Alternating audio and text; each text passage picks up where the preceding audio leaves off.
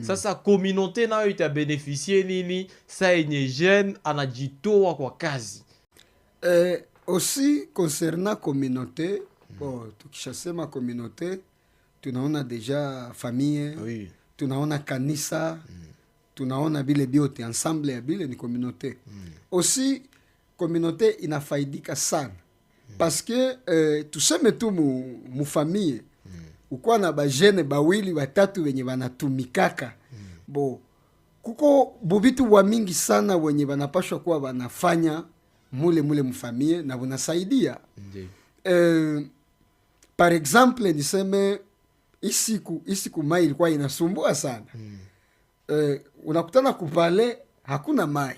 Ritme yetu ya Bukavu inalomba kwanza tafuta. Sasa munafika fasi kwenye munakutana bali shota wakaweka mai, banakwambia bidon moya ni 1000 francs. Mfano.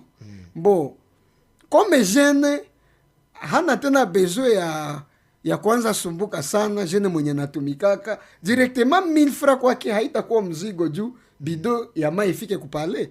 Ile kwanza inasaidia mkomunote, mufamie kwanza. Au tuseme swat biko na besoin ya makala. Na we jene unatumikaka. No, ile haiko ya kusemewa. Bana hatu fulani haiko mesata kuya tutapata makala na inasaidia kupiga na familia inafaidika kwa hili. Me ukikuwa jeune crisere, jeune mwenye hauna hata mia, hauna hata lwagu, njo unasikia shida sana. Njo unashangala meme mchana jeune kutoka kupale anaacha kinywa. Bwana mujikaze musiniime muniweke.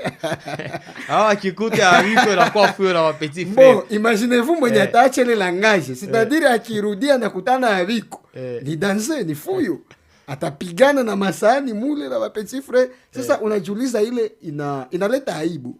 En fait, jeune mwenye konafanya kazi yenjo anapasha enda na soutenir famille kwa ule umavitu putogo mdogo. Kusekurir fasi kwenye kuko mwanya ya anapafunika parce que iko na kazi. Ni kitu moya maana sana. Voilà, importance ya kazi ni ya mingi sana.